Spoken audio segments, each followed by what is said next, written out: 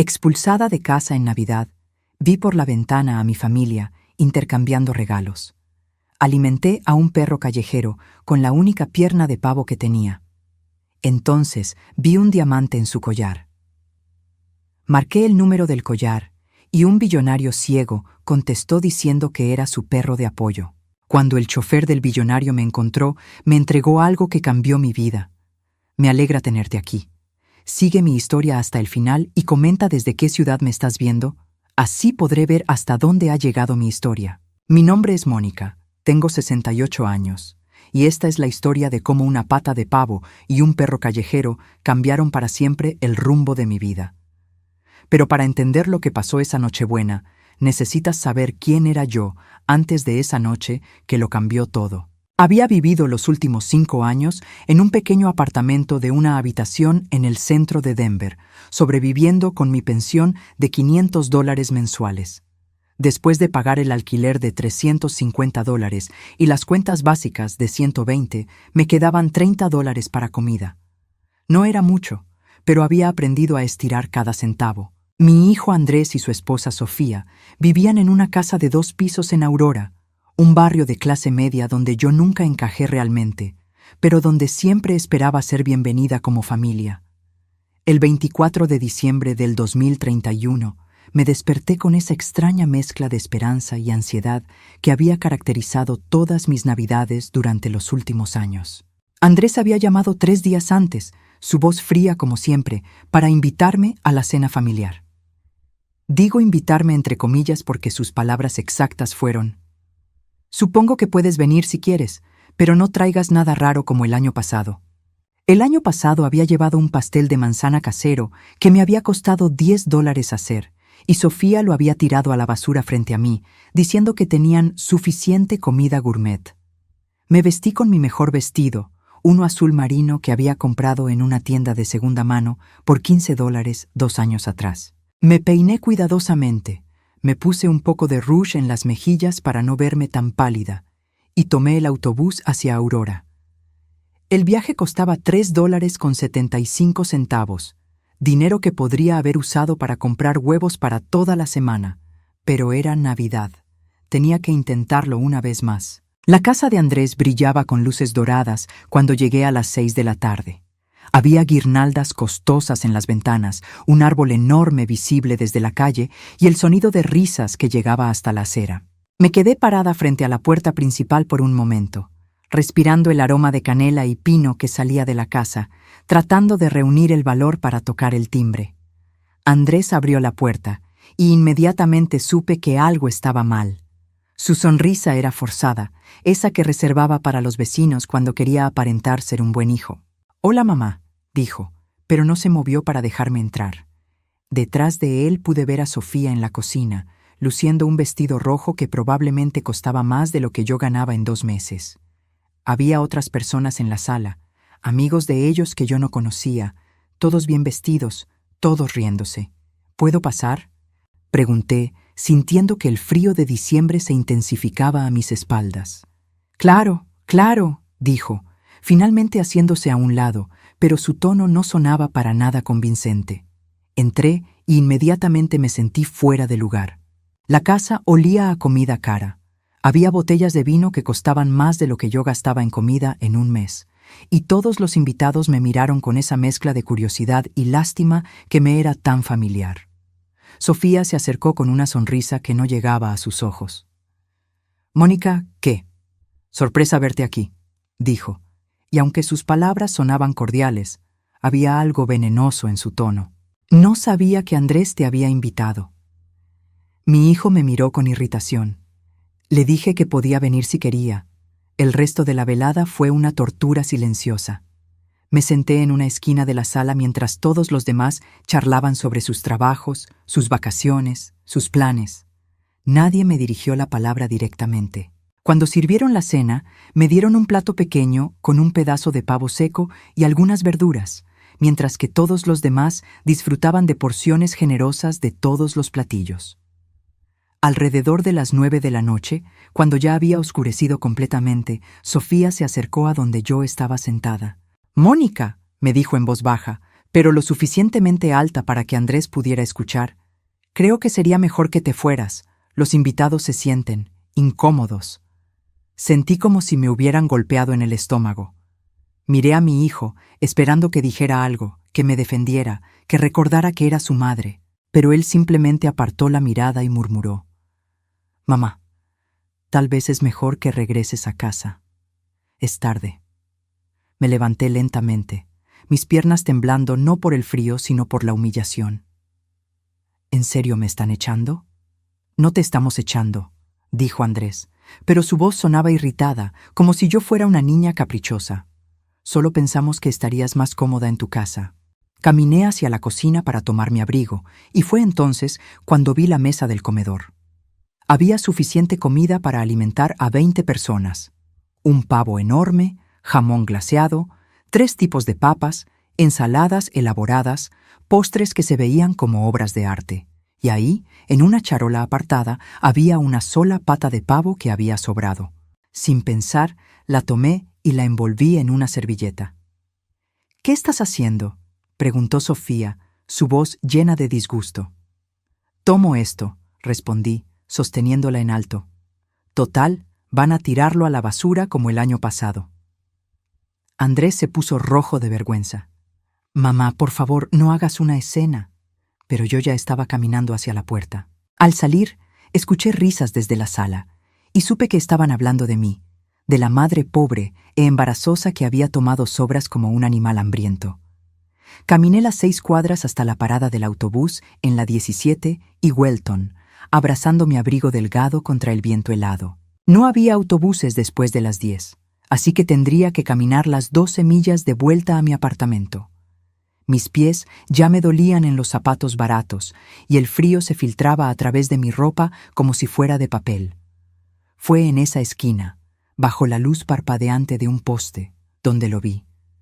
Era un pastor alemán grande, pero estaba tan flaco que se le marcaban las costillas. Tenía el pelaje sucio y enredado, y se acercó a mí cautelosamente, como si esperara que lo ahuyentara. Sus ojos eran inteligentes, tristes, y había algo en ellos que reconocí inmediatamente: la soledad de alguien que ha sido abandonado.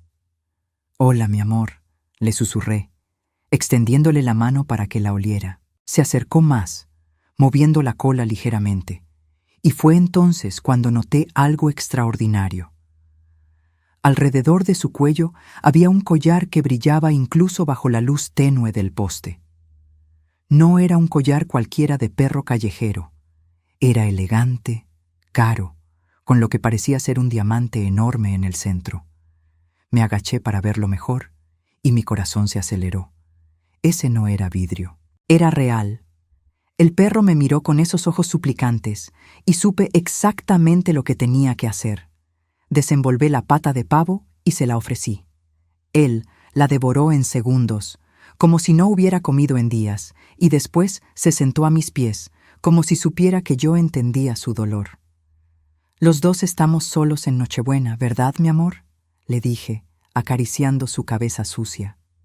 Fue entonces cuando vi las letras pequeñas grabadas en una placa dorada junto al diamante. Zeus decía el nombre, y debajo había un número de teléfono. Mis manos temblaron mientras sacaba mi teléfono celular viejo. Eran casi las 11 de la noche, pero algo me decía que tenía que marcar ese número. Tal vez los dueños estaban desesperados buscando a su perro. Tal vez había una recompensa que me ayudaría a pagar el alquiler del próximo mes. Marco el número con dedos entumecidos por el frío, esperando que sonara el buzón de voz. Pero al segundo timbrazo, alguien contestó. «¿Diga?» La voz era de un hombre maduro y sonaba desesperada, como si hubiera estado esperando esa llamada durante horas. «¿Zeus?» La voz del hombre se quebró al pronunciar el nombre. «Por favor, dígame que encontró a Zeus».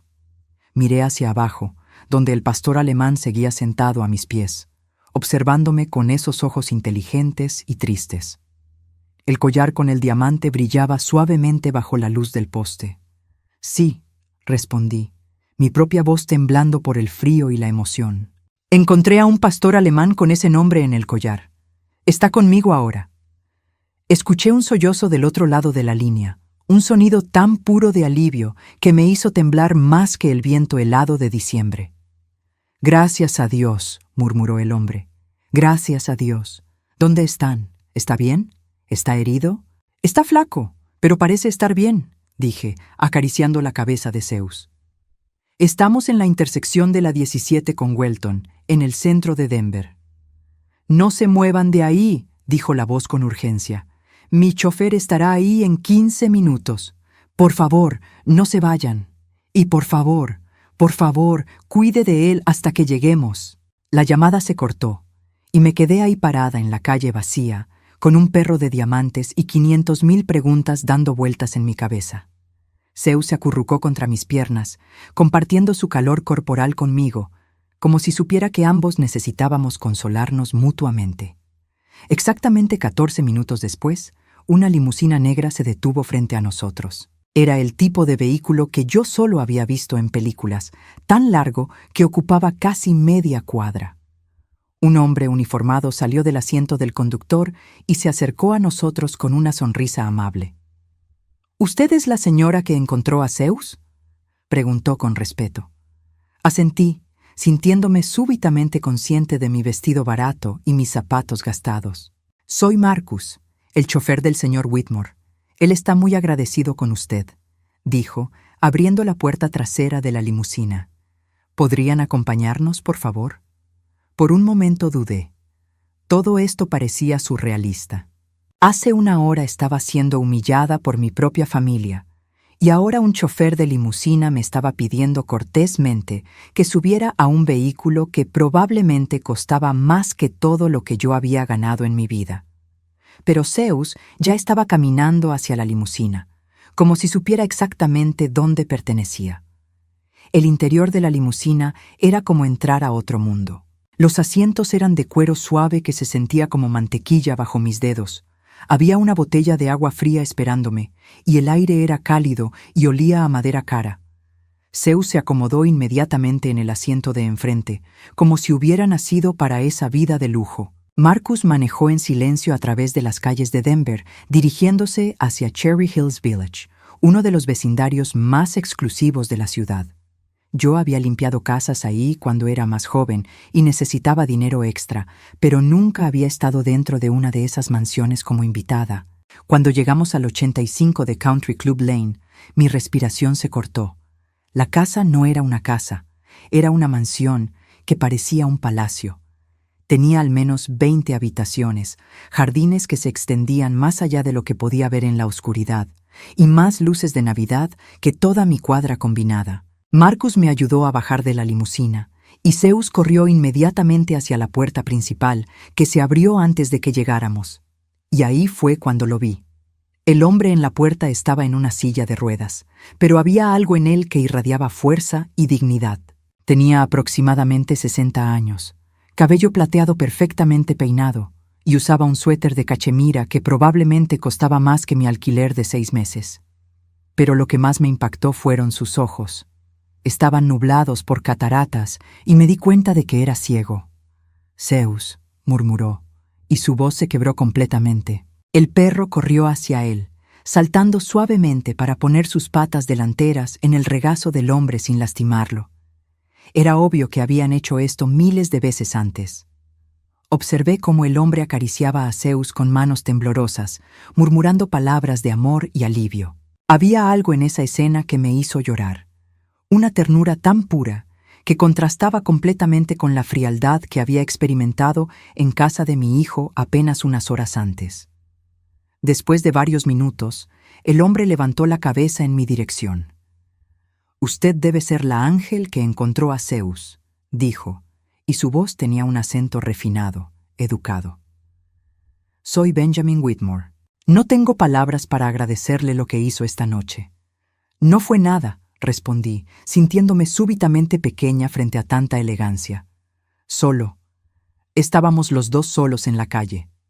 Benjamin inclinó la cabeza como si pudiera verme a través de sus ojos nublados. «Por favor, entre. Hace mucho frío, y no puedo permitir que la persona que salvó a Zeus se congele en mi entrada». El interior de la mansión era aún más impresionante que el exterior.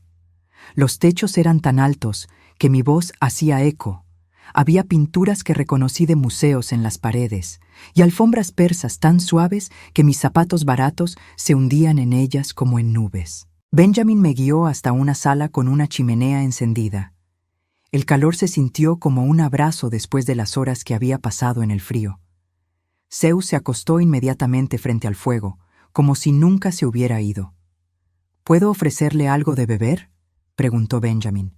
¿Café? ¿Té? ¿Tal vez algo más fuerte? Ha tenido una noche muy larga. Un té estaría bien, dije, aunque en realidad no sabía cómo comportarme en una situación como esta. Benjamin tocó un botón en su silla de ruedas, y en minutos apareció una mujer mayor impecablemente vestida con una bandeja de té. La porcelana era tan fina que podía ver mis dedos a través de ella.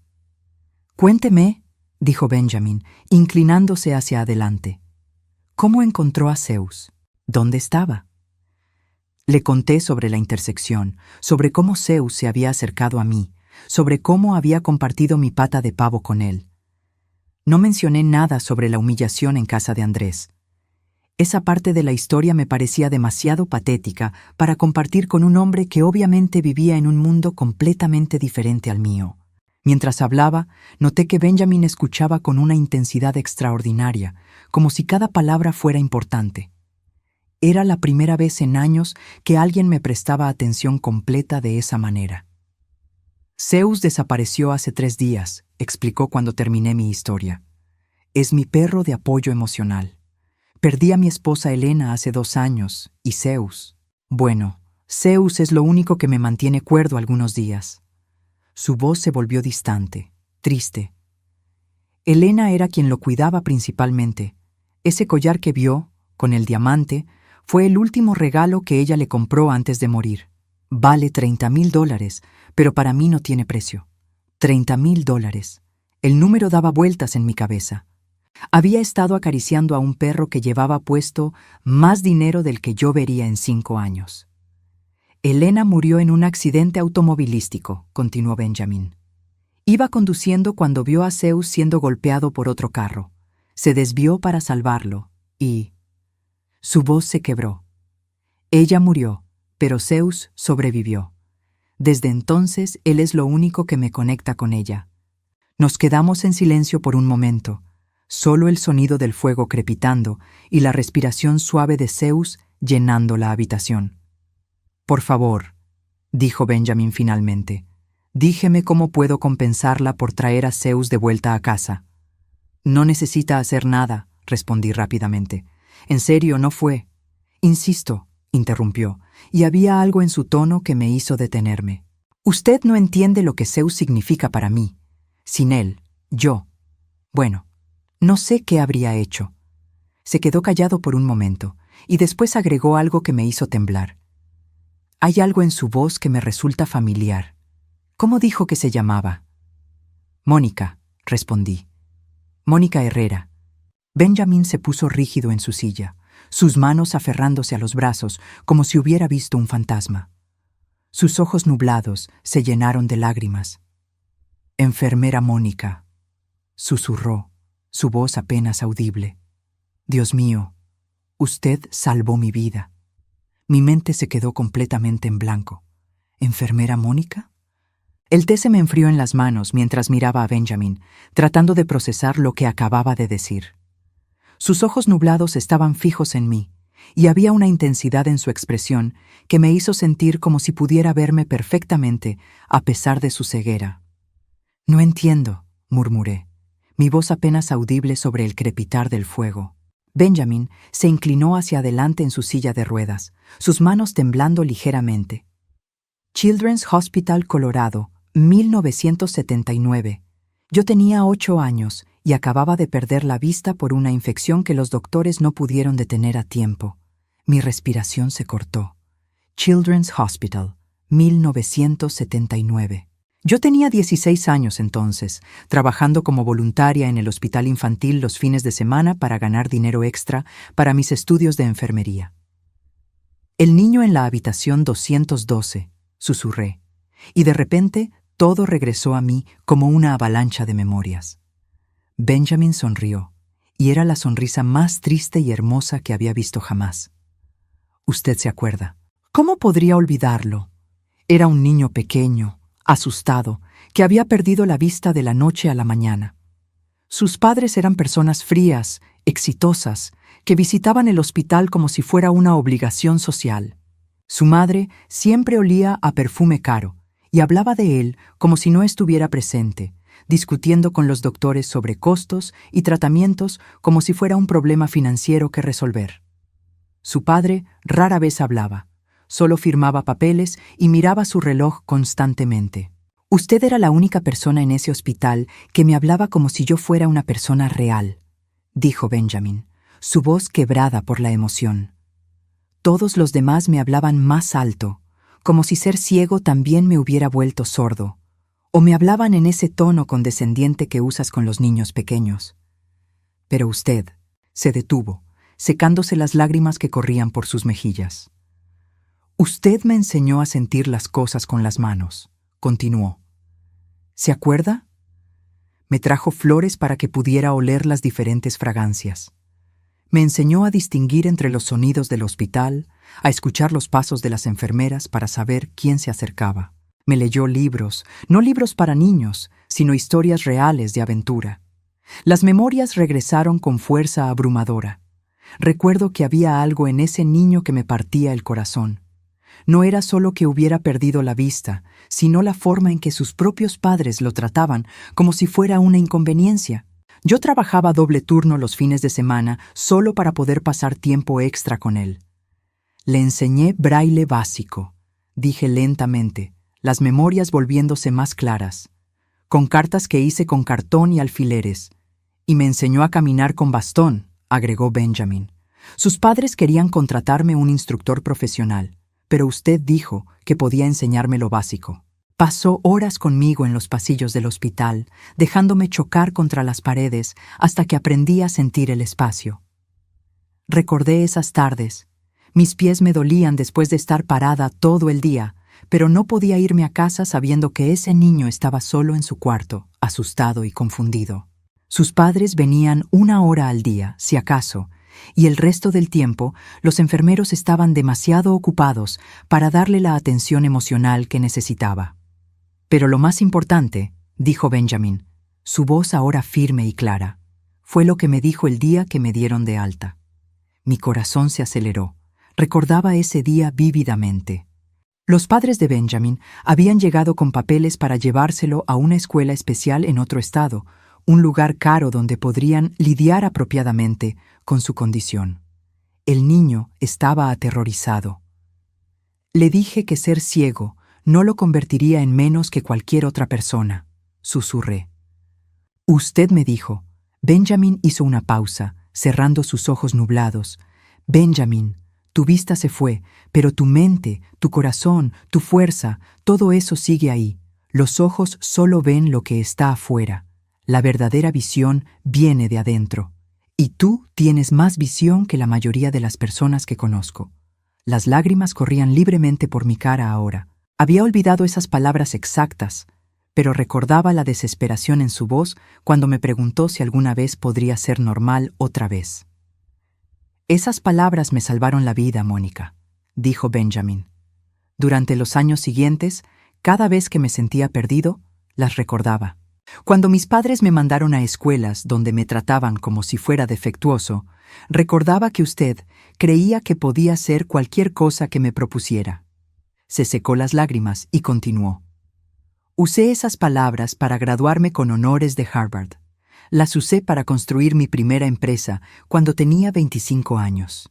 Las usé para no rendirme cuando la gente decía que un hombre ciego no podía dirigir una corporación. Mi mente luchaba por procesar toda esta información. El niño asustado que había conocido en 1979 se había convertido en esto. En un hombre exitoso que vivía en una mansión y tenía choferes y collares de $30,000 para su perro. ¿Qué tipo de empresa?, pregunté débilmente. Benjamin sonrió. Whitmore Industries, tecnología adaptiva para personas con discapacidades. Empezamos con software de lectura de pantalla y ahora desarrollamos todo tipo de dispositivos para hacer la vida más fácil para personas como yo. Whitmore Industries. Incluso yo, que no sabía nada de negocios, había escuchado ese nombre. Era una de las empresas más grandes de Colorado. La empresa vale aproximadamente $250 millones ahora, dijo Benjamin con naturalidad, como si estuviera comentando el clima. Y todo comenzó porque una adolescente de 16 años tomó tiempo extra para enseñarle a un niño asustado que su vida no había terminado. Y me quedé sentada en silencio, tratando de absorber la magnitud de lo que me estaba diciendo. El niño al que había consolado, al que había enseñado a caminar con bastón, al que había leído historias de aventura, se había convertido en uno de los hombres más ricos del estado. He estado buscándola durante décadas, continuó Benjamin. Contraté investigadores privados, puse anuncios en periódicos, incluso doné dinero al hospital con la esperanza de que alguien recordara su nombre completo. Todo lo que tenía era enfermera Mónica, y había miles de Mónicas en los registros del hospital. Zeus se levantó de su lugar frente al fuego y caminó hasta donde yo estaba sentada, poniendo su cabeza en mi regazo. Era como si supiera que necesitaba consolación. ¿Por qué? Pregunté finalmente. ¿Por qué era tan importante encontrarme? Benjamin se quedó callado por un largo momento. Cuando finalmente habló, su voz era apenas un susurro. Porque quería agradecerle por salvarme del suicidio. Mi sangre se heló. ¿Qué? 3 semanas después de que me dieran de alta del hospital, dijo. Estaba en la escuela nueva. Los otros niños se burlaban de mí constantemente. Los maestros me trataban como si fuera estúpido. Mis padres habían dejado claro que yo era una vergüenza para la familia. Una noche, decidí que sería más fácil para todos si simplemente desapareciera. No podía respirar. La idea de ese niño dulce, asustado, contemplando algo tan horrible. Pero entonces recordé sus palabras, continuó Benjamin. La verdadera visión viene de adentro. Y me di cuenta de que tenía que demostrarle que tenía razón. Tenía que vivir para justificar la fe que había puesto en mí. Se inclinó hacia adelante, extendiendo su mano hacia mí. Cuando la tomé, sus dedos se cerraron alrededor de los míos con firmeza. Mónica, usted no solo me enseñó a caminar con bastón, me enseñó a vivir. Y ahora el destino nos ha reunido a través de Zeus para que finalmente pueda hacer lo que he querido hacer durante 52 años. ¿Qué es eso?, susurré. Benjamin sonrió. Y por primera vez desde que lo había conocido esa noche, su sonrisa era completamente feliz. Darle una familia. Las palabras de Benjamin flotaron en el aire entre nosotros como algo tangible. ¿Darme una familia? Mi mente luchaba por procesar lo que acababa de escuchar, mientras Zeus seguía con su cabeza en mi regazo, como si fuera un ancla que me mantenía conectada a la realidad. No entiendo, logré decir finalmente. Benjamin soltó mi mano y presionó otro botón en su silla de ruedas. Momentos después apareció Marcus, su chofer, empujando una mesa con ruedas llena de documentos. Durante los últimos 10 años, explicó Benjamin, he estado creando algo especial. No solo mi empresa, sino una fundación. Se llama Fundación Visión Clara, y su propósito es ayudar a personas como usted. ¿Personas como yo? Personas que han dedicado su vida a cuidar a otros, que han sacrificado su propio bienestar por el de su familia, y que ahora se encuentran solas y sin recursos en sus años dorados. Marcus colocó un folder frente a mí y se retiró silenciosamente. Benjamin se acercó más en su silla. Mónica, quiero que dirija esa fundación. Por un momento pensé que había escuchado mal. ¿Disculpe? La Fundación Visión Clara tiene un presupuesto de $5 millones anuales. Compramos casas para personas mayores que han sido abandonadas por sus familias, proporcionamos atención médica, creamos programas de apoyo emocional. Pero necesita a alguien que entienda realmente lo que significa ser olvidado, alguien que tenga compasión genuina. Abrí el folder con manos temblorosas. Había fotografías de casas hermosas, documentos legales que no entendía completamente, y en la primera página un salario que me hizo jadear. $15,000 mensuales. Esto no puede ser real, susurré. Es completamente real, dijo Benjamin.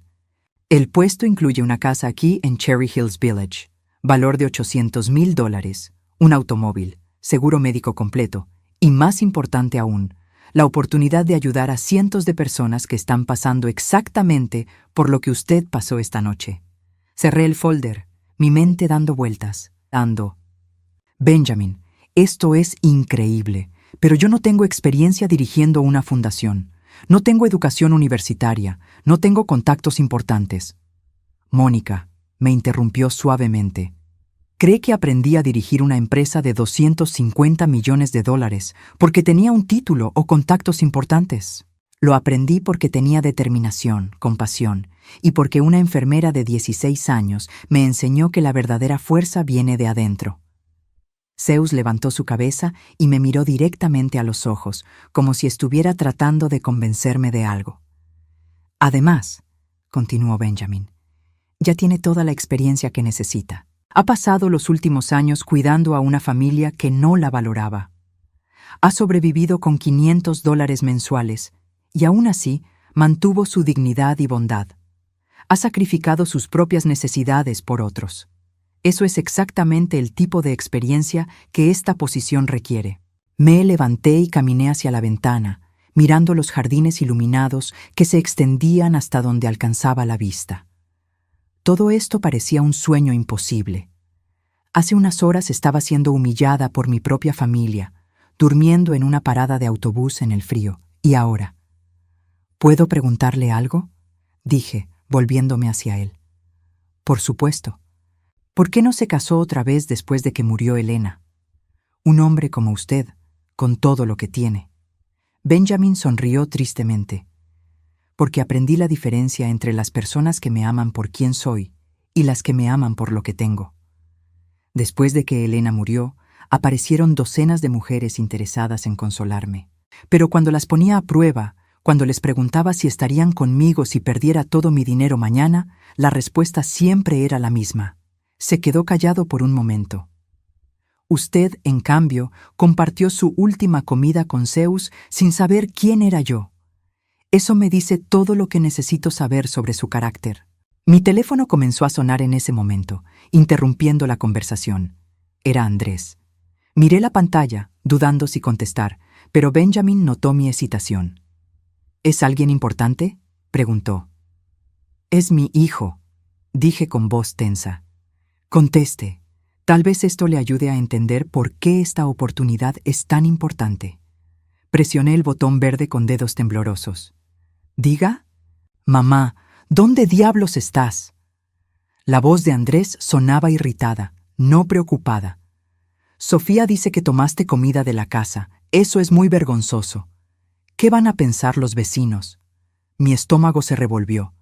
Ni siquiera había preguntado si estaba bien, si había llegado a casa sana y salva después de caminar en el frío. Su única preocupación era lo que pensarían los vecinos. Estoy bien, gracias por preguntar, dije con sarcasmo que aparentemente no captó. Mira, mamá, Sofía y yo hemos estado hablando. Creemos que sería mejor si no vienes a las reuniones familiares por un tiempo. Es que, bueno, es incómodo para nuestros amigos. Sentí como si me hubieran abofeteado. Benjamin, que obviamente podía escuchar toda la conversación, frunció el ceño. ¿Incómodo?, repetí. Vamos, mamá, tú sabes. Tu ropa, tu apartamento barato, la forma en que hablas de dinero todo el tiempo. Nuestros amigos tienen cierto nivel económico y es embarazoso cuando mencionas que no puedes permitirte esto o aquello. Las lágrimas quemaron mis ojos, pero esta vez no eran de tristeza, eran de pura rabia. Ya veo, dije, mi voz peligrosamente calmada. Entonces soy demasiado pobre para ser tu madre en público. No es eso, es solo que... Mira, si realmente necesitas dinero, podemos mandarte $50 de vez en cuando, pero tiene que ser discreto. No queremos que parezca que no podemos cuidar de nuestra propia familia. $50 de vez en cuando, para el hijo al que había criado sola, al que había alimentado con mi propia comida cuando no había suficiente, al que había defendido de los abusones en la escuela. Andrés, dije, mirando directamente a Benjamin, quien escuchaba con expresión de disgusto creciente. Hay algo que necesitas saber. ¿Qué cosa, mamá? Y por favor que sea rápido, estamos en medio de una película. Tome una respiración profunda. No voy a necesitar tus $50. ¿Qué quieres decir? Acabo de conseguir un nuevo trabajo. El salario es $15,000 mensuales. Incluye casa propia, automóvil y beneficios completos. Hubo una pausa larga del otro lado de la línea. Después Andrés se rió, una risa cruel y condescendiente. Mamá, por favor, nadie va a darte un trabajo así a tu edad. ¿De qué estás hablando? Estoy hablando de dirigir una fundación benéfica con un presupuesto de $5 millones anuales. La risa se detuvo abruptamente. ¿Qué? ¿Qué tipo de fundación? Una que ayuda a personas mayores que han sido abandonadas por sus familias, dije, saboreando cada palabra. Resulta que hay muchas familias ahí afuera que tratan a sus padres como inconvenientes embarazosas. Otro silencio. Después escuché a Andrés susurrarle algo a Sofía, y luego su voz regresó, ahora con un tono completamente diferente. Mamá, espera. Tal vez fui demasiado duro contigo esta noche. Ya sabes cómo es Sofía. A veces se pone nerviosa cuando hay invitados, pero eso no significa. Andrés, lo interrumpí. La película que estás viendo es más importante que asegurarte de que tu madre de 68 años llegó a casa sana y salva después de caminar 12 millas en el frío. Bueno, yo asumiste que no importaba. Terminé por él. Y tienes razón, ya no importa, porque ya no eres mi familia, Andrés. Mi familia es la gente que me ama sin condiciones, no la que se avergüenza de mí. Colgué el teléfono sin darle oportunidad de responder. Mis manos temblaron mientras guardaba el teléfono, pero por primera vez en años no era de miedo o tristeza. Era de pura liberación. Benjamin aplaudió lentamente. Espero que esa conversación haya aclarado su decisión sobre mi oferta. Miré a este hombre extraordinario, al perro que había unido nuestros destinos y a los documentos que podrían cambiar mi vida para siempre. Por primera vez en décadas, tenía la oportunidad de vivir para mí misma, de hacer algo importante, de tener una familia que realmente me valorara. ¿Cuándo puedo empezar?, pregunté. Benjamin sonrió y Zeus movió la cola como si supiera que acababa de tomar la mejor decisión de mi vida. Los siguientes 3 días fueron los más extraños de mi vida. Benjamin insistió en que me quedara en la mansión mientras Marcus preparaba mi nueva casa, y Benjamin organizaba todos los documentos legales para la fundación. Despertar cada mañana en una habitación más grande que mi apartamento completo, con sábanas de seda egipcia y un baño con jacuzzi, se sentía como vivir en un sueño. Pero el sueño se convirtió en algo más real cuando Benjamin me llevó a conocer la primera casa que la Fundación Visión Clara había comprado. Era un lugar hermoso en Highlands Ranch, con 10 habitaciones donde vivían 8 ancianos que habían sido abandonados por sus familias. Conocí a Dorothy, de 74 años, cuya hija había vaciado su cuenta bancaria y desaparecido. Conocí a Frank, de 81, cuyos hijos habían vendido su casa mientras él estaba hospitalizado y se habían repartido el dinero entre ellos. Cada historia era un espejo de mi propia experiencia, y por primera vez en años sentí que mi vida tenía un propósito real. Fue el 2 de enero, mientras revisaba los expedientes de los residentes en mi nueva oficina, cuando Marcus me interrumpió. «Disculpe, señora Mónica», dijo con su cortesía habitual. «Tiene visitas. Su hijo y su nuera están en el vestíbulo». Mi estómago se revolvió. Había estado esperando esto desde la llamada telefónica del 24 de diciembre. Sabía que Andrés no se quedaría callado después de descubrir que su madre, pobre e inútil, ahora tenía acceso a millones de dólares. «Hágalos pasar a la sala de juntas», dije, manteniendo mi voz firme. «Y Marcus, quédese cerca, por favor». 5 minutos después, Andrés y Sofía entraron a la sala. La transformación en su comportamiento era casi cómica. Andrés llevaba su mejor traje, el que normalmente reservaba para entrevistas de trabajo importantes. y Sofía se había puesto un vestido que reconocí como uno que costaba al menos $500. Ambos sonreían con esa dulzura falsa que reservaban para las personas de las que querían algo. ¡Mamá!, exclamó Andrés, acercándose con los brazos abiertos como si fuéramos una familia amorosa. «Te ves increíble. Este lugar es... ¡Wow!». No me levanté de mi silla. Andrés, Sofía... Sofía se acercó con una sonrisa que no llegaba a sus ojos. «Mónica, queríamos disculparnos por la otra noche. Ya sabes cómo son las cenas familiares. A veces todos nos ponemos un poco nerviosos con tantos invitados». «¿Un poco nerviosos?», repetí, manteniendo mi voz neutral. «¿Es así como llamas a echarme de tu casa en Nochebuena?». Andrés se sentó frente a mí, inclinándose hacia adelante con esa expresión de sinceridad falsa que había perfeccionado desde adolescente. «Mamá, sabes que eso no es lo que queríamos decir. Sofía y yo hemos estado hablando y nos damos cuenta de que tal vez fuimos demasiado duros contigo». «Tal vez», murmuré. «El punto es», continuó Sofía, «que queremos arreglar las cosas. Somos familia, después de todo, y ahora que tienes esta nueva oportunidad, pensamos que sería perfecto trabajar juntos». Ahí estaba, la verdadera razón de su visita. «¿Trabajar juntos?», pregunté, fingiendo curiosidad. Andrés se animó, pensando que había mordido el anzuelo. «Bueno, sí, quiero decir, dirigir una fundación debe ser muy estresante para alguien de tu edad. Sofía tiene experiencia en administración y yo he manejado presupuestos en mi trabajo. Podríamos ayudarte». «Por supuesto, no esperaríamos hacerlo gratis», agregó Sofía rápidamente. «Entendemos que es un trabajo profesional, tal vez algo como $5,000 mensuales para cada uno, para empezar. $10,000 mensuales. Entre los dos querían 2/3 de mi salario para ayudarme con el trabajo que acababa de conseguir». «Es una oferta interesante», dije calmadamente. «Pero tengo una pregunta». «Por supuesto», dijo Andrés, sonriendo ampliamente.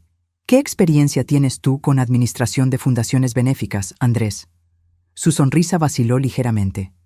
«Bueno, no específicamente con fundaciones, pero he manejado presupuestos en el trabajo». «¿Presupuestos de cuánto?», interrumpí. Bueno, en mi departamento manejo aproximadamente $50,000 anuales». «¿Y tú, Sofía, qué experiencia tienes con personas mayores vulnerables?». Sofía se puso nerviosa. «Bueno, no directamente, pero tengo habilidades administrativas». «¿Cómo cuáles?».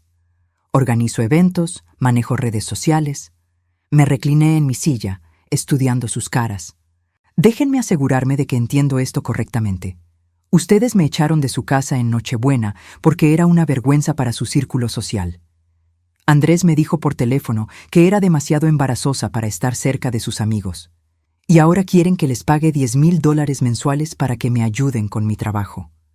El silencio se extendió por la habitación. Finalmente, Andrés intentó recuperar el control. «Mamá, creo que estás exagerando lo que pasó». «¿En serio?». Me levanté y caminé hacia la ventana.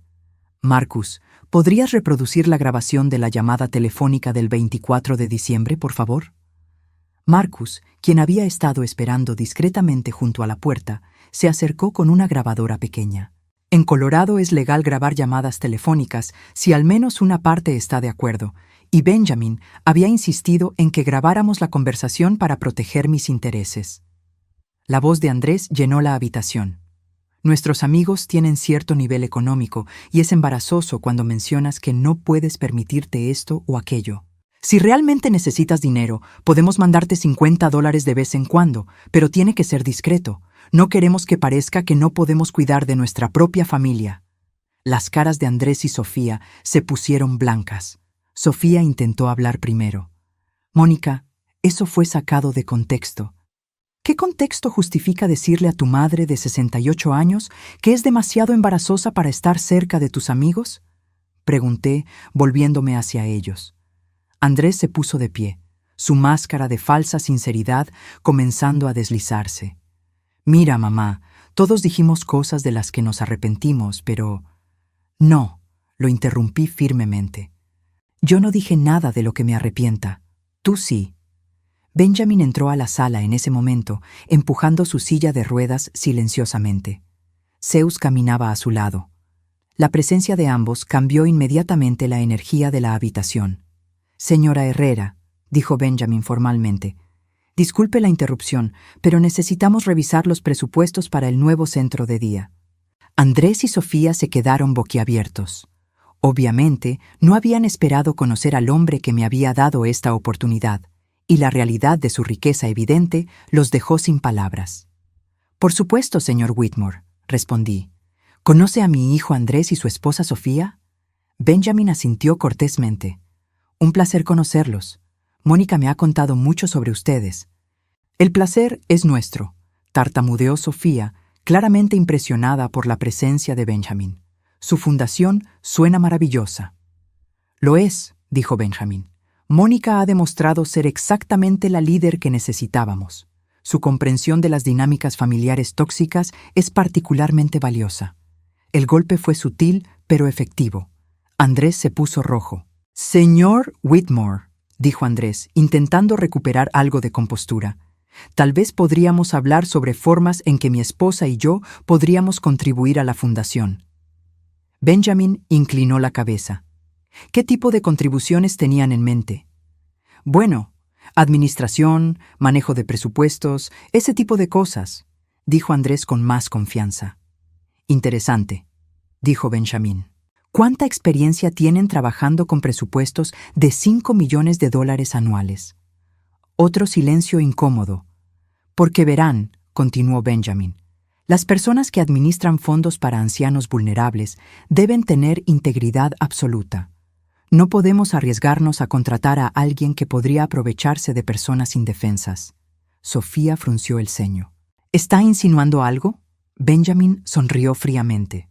«Estoy diciendo que alguien que echaría a su madre de 78 años en Nochebuena probablemente no tiene el carácter que buscamos en nuestro personal».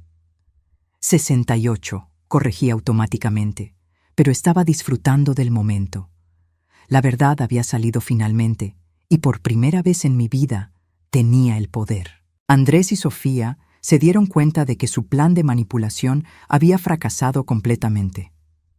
«Creo que esta reunión ha terminado», dije, caminando hacia la puerta. «Marcus los acompañará a la salida». Mientras salían, Andrés se volvió una última vez. «Mamá, algún día vas a lamentar esto. Somos tu familia». Me detuve y lo miré directamente a los ojos. «No, Andrés. Mi familia es la gente que me ama sin condiciones. Tú perdiste el derecho de llamarte mi familia el momento en que decidiste que tu madre era demasiado embarazosa para tu vida». «Pero cuando necesites algo», empezó a decir. «Nunca voy a necesitar nada de ustedes», respondí con calma absoluta. «Y ustedes nunca van a obtener nada de mí». La puerta se cerró detrás de ellos con un sonido final. Benjamin se acercó a mí, Zeus a su lado. «¿Se siente bien?», preguntó. Por primera vez en décadas, la respuesta era completamente verdadera. «Me siento libre». 6 meses después de esa Nochebuena que cambió mi vida para siempre, me despierto cada mañana en mi nueva casa de Cherry Hills Village y aún no puedo creer que esta sea mi realidad. La casa tiene 4 dormitorios, 3 baños, un estudio donde trabajo desde casa y, lo más importante de todo, un jardín trasero donde Zeus y yo nos sentamos cada tarde a ver el atardecer. Zeus se ha convertido en mi compañero constante. Benjamin insistió en que se quedara conmigo la mayoría del tiempo, diciendo que el perro había encontrado su verdadera misión cuidándome a mí. Cada mañana, Zeus me acompaña a la oficina de la Fundación Visión Clara, donde ahora supervisamos 3 centros residenciales y estamos planeando abrir el 4. La fundación ha crecido más rápido de lo que cualquiera de nosotros esperaba. Tenemos una lista de espera de 200 personas mayores que necesitan ayuda, y hemos recibido donaciones de personas en todo el país que han escuchado sobre nuestro trabajo. La historia de Benjamin y mía se difundió de alguna manera, y ahora recibimos cartas de personas contando sus propias experiencias con familias que los abandonaron. Pero el cambio más importante no es profesional, es personal. Benjamin se ha convertido en la familia que nunca tuve. No de manera romántica, ambos somos demasiado viejos y hemos amado demasiado profundamente a otras personas para eso. Pero es el hermano que siempre quise, el amigo que escucha sin juzgar, la persona que entiende mi pasado porque compartimos una historia. Cenamos juntos todas las noches, ya sea en su mansión o en mi casa. Él me cuenta sobre Elena, sobre cómo se conocieron en una conferencia de tecnología donde ella era la única persona que no lo trató diferente por su ceguera. Yo le cuento sobre mi vida antes de Andrés, sobre mis sueños de ser enfermera que nunca pude completar porque quedé embarazada muy joven. «¿Sabes?», me dijo hace una semana mientras Zeus dormía entre nuestros sillones. «Creo que Elena me envió a Zeus esa noche específicamente para que te encontrara». «¿Crees en esas cosas?», le pregunté. «No creía», dijo sonriendo, «pero las coincidencias de esa noche fueron demasiado perfectas». Zeus nunca había escapado antes. Tú nunca habías tomado comida de la casa de Andrés antes. Yo nunca contesto el teléfono después de las 10 de la noche. Todo se alineó de una manera que no puede ser casualidad. Tal vez tenga razón. Todo lo que sé es que mi vida comenzó realmente a los 68 años. El mes pasado, decidimos expandir la fundación de una manera muy personal. Compramos la casa donde Andrés y Sofía vivían. No fue venganza, aunque admito que sentí cierta satisfacción cuando Marcus me informó que estaba en venta por problemas financieros. Andrés había perdido su trabajo 3 meses después de nuestra última conversación, aparentemente por problemas de actitud en el trabajo. Sofía había empezado a vender sus diseñador ropa en línea para pagar las cuentas, pero no era suficiente. Cuando sus acreedores pusieron la casa en el mercado, Benjamin sugirió que la compráramos para convertirla en nuestro cuarto centro residencial. «Podrías convertir el lugar donde te rechazaron en un hogar para personas que han pasado por lo mismo», me dijo. «Sería un círculo perfecto». Y eso fue exactamente lo que hicimos. Ayer fue la inauguración oficial del centro residencial Esperanza Nueva. La casa donde una vez fui humillada, ahora alberga a 10 ancianos que habían sido abandonados por sus familias. Dorothy se mudó ahí desde nuestro primer centro porque le encanta el jardín. Frank está emocionado porque la casa tiene un taller en el garaje donde puede trabajar en sus proyectos de carpintería. La ceremonia de inauguración fue pequeña pero significativa. El alcalde vino a cortar la cinta. Algunos periodistas locales cubrieron la historia y varios donantes importantes de la fundación asistieron para ver el resultado de sus contribuciones. Andrés y Sofía pasaron en su carro durante la ceremonia.